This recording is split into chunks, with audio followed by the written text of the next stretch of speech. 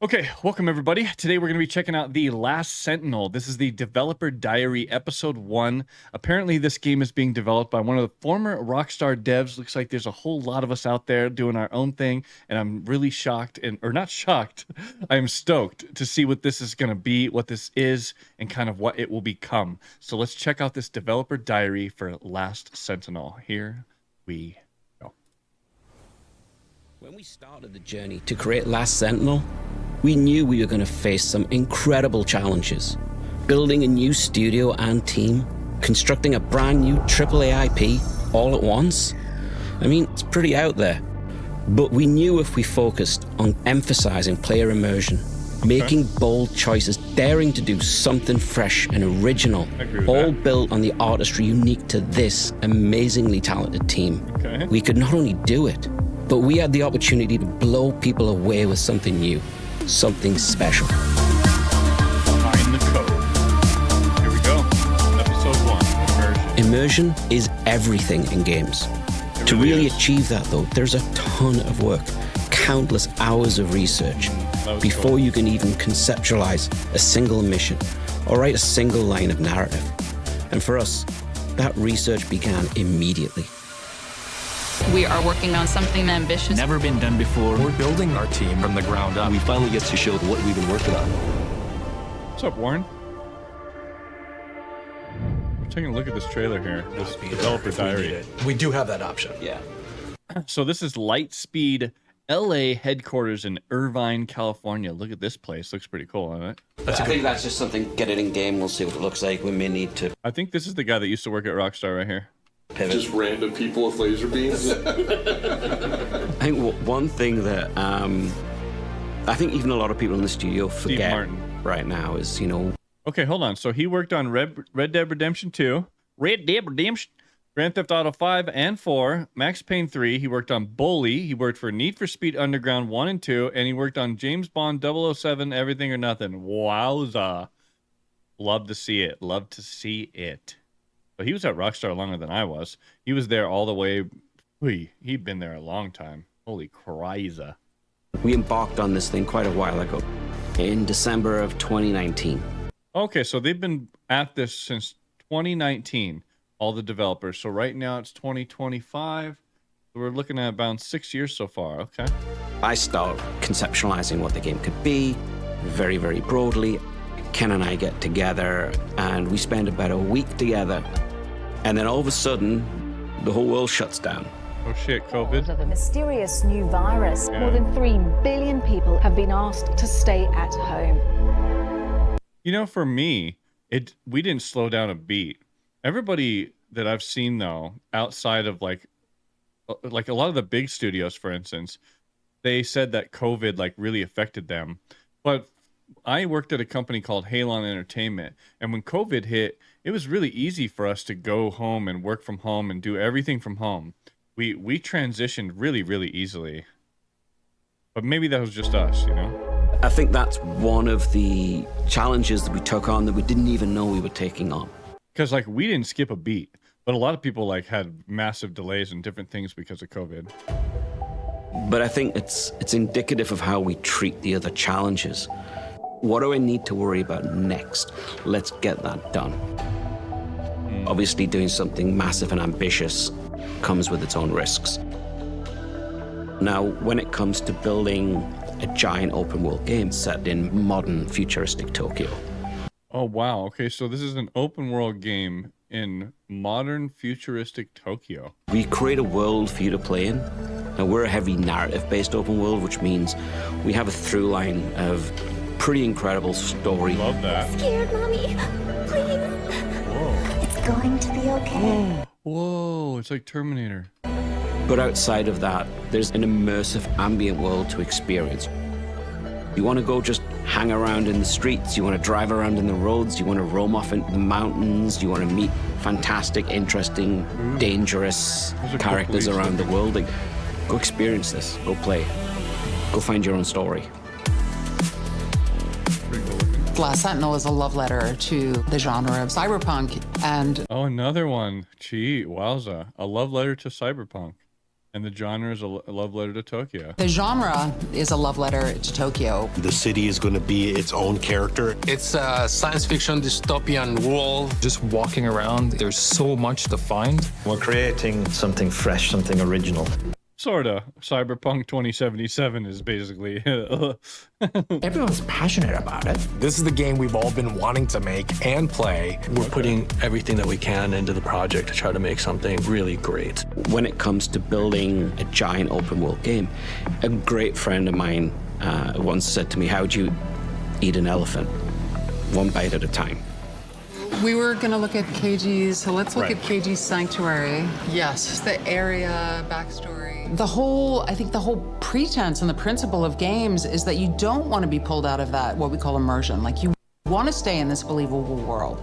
Yeah, very true. Especially in games. You want to basically pull the player out of their normal day-to-day routine and make them, I don't know, transport them into a different world and bring them on a journey and whatnot. Where did it say that she worked?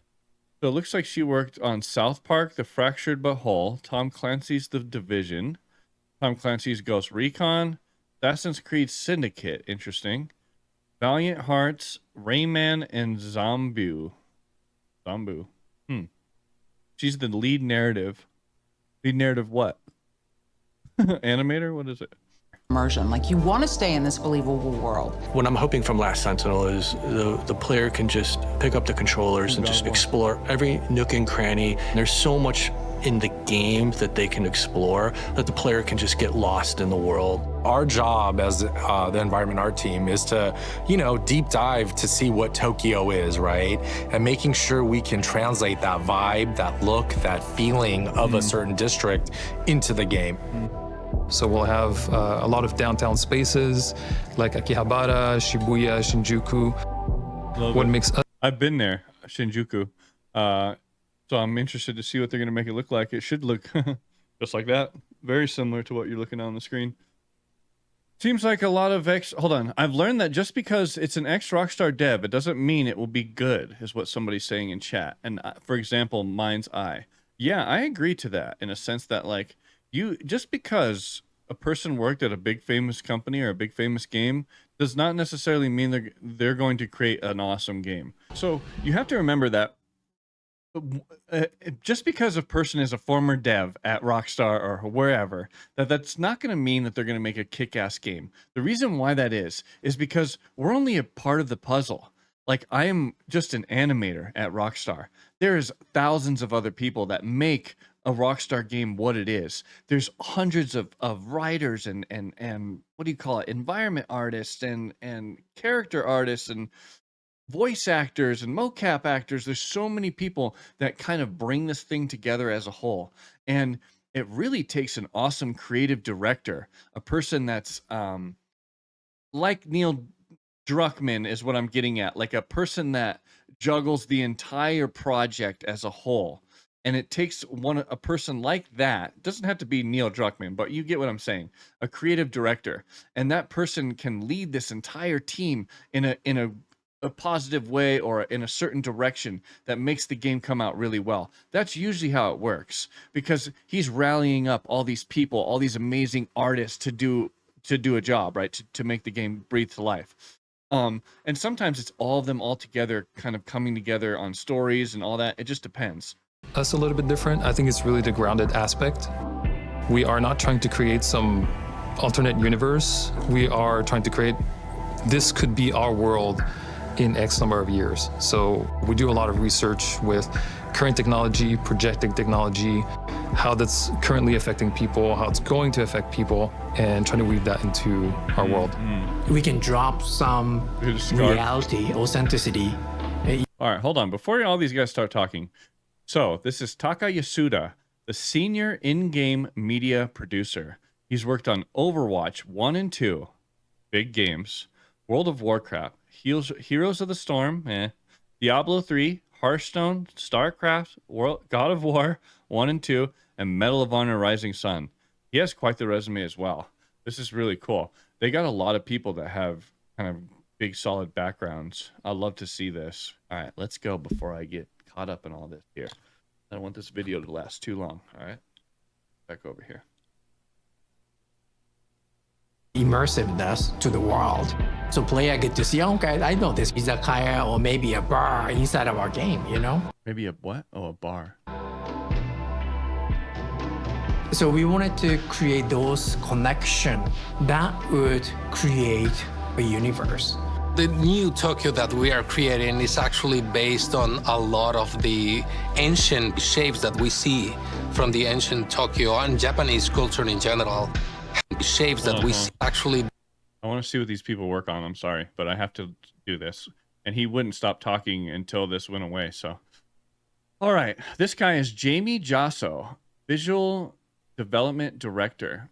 He's worked on Avengers Infinity War. Nice. Looks like he used to work at ILM. Transformers Last Night, Star Wars Last Jedi, Rogue One, Star Wars 7, Episode 7, Avengers Age of Ultron, Captain America Winter Soldier, Transformers Dark of the Moon, Avatar, and Iron Man 2. Wowza. These guys have quite the resumes, Based on a lot of the ancient shapes that we see from the ancient Tokyo and Japanese culture in general. How do we develop that into a futuristic city, or how do we implement those elements or shapes into futuristic buildings, for example, in architecture? We all have different reference and inspirations, and we all try to contribute to this world. Even though we're set 70 years in the future, 80 years in the future, I think it's important that we have traditional Japanese solo instruments in our game to honor the culture again, to honor the authenticity. Oh, that was cool. Follow me. Hold on. Authenticity. Follow me. Some of the duties that I have as lead researcher here at Lightspeed Live. Wow. Okay. Greg Johnson, lead researcher. Red Dead Redemption 1, 2, Revolver, and Online. Grand Theft Auto 5, 4, San Andreas, and Online. Max Payne 2 and 3, LA Noire, Midnight Club, Bully, Rockstar, Table Tennis. So this guy used to be at Rockstar for a long time as well. There's not just one guy. There's a couple people in this team that are from Rockstar. You notice that? It's not just him. All right, let's see what this researcher does. Los Angeles are to manage a team of consultants, and every one of these consultants, I think, is helping us accomplish a key goal of the department, which is to make our game very well rooted in the contemporary world. As a culture consultant, I work with narrative, Bill, and Emmy Cinematic, and also Troy, performance director, and the art department and legal department about how the design or the character costumes are actually authentic to Japanese culture or not. And the second thing is a Japanese dialogue coach, where I come in to work with Japanese American actors, and I tell them how to behave in Japanese way, or like correct just their accent a little bit. Something. Wow. They needed that guy over at Ubisoft. Seriously, bro. He's the one that, this is what I was talking about. I said Ubisoft needs to have somebody there that's authenticating everything to make sure it's authentic, to make sure that they don't do certain things to get a PR nightmare, right? That's obviously deep-rooted in Japanese culture is their respect for things like shrines and temples. We're trying to definitely give that type of respect in our game as well. Ooh, I like it. Are you almost done? Yeah, he's almost done. Ooh. It's really good. This game actually looks really There's cool. a gamer. What is a game that I'm immersed in? It's the one where I'm not worrying about what time it is. I'm not worrying about what I'm doing next. I'm not thinking about what is the control system of this game. Yeah. I'm not pulling up the map to see where I want to go next. You get to come live this for a little while. Ooh, I you like take a it. break from the rest of your world. I love that, dude. This guy, I can get behind what this guy's saying right now, big time. Come live in this world for a little bit. Nice. Well, hope you enjoyed this little deep dive into this developer diary from Last Sentinel. It's really cool to see some of the developers that used to work at Rockstar all come together and form their own company and game and push out something kind of unique and new. Now, that being said, it's not completely new and fresh. This cyberpunk aesthetic has been done before with Cyberpunk 2077, right? But I really, really like it. I love the style of the cyberpunk aesthetic, and I love that city neon vibe.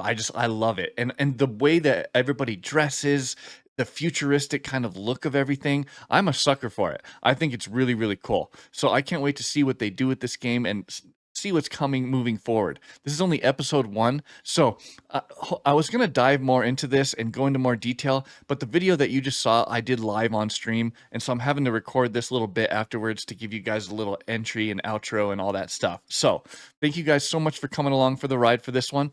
If you have some time, check out some of my other videos. I have all kinds of stuff of me doing animations on God of War and how I do the process, so check that out here. And if you're new to my channel, I stream Monday, Wednesday, and Friday nights, so join me there. I have a lot of fun with everybody. It's a blast. So thank you so much for your time and support, and I'll catch you guys in the next one.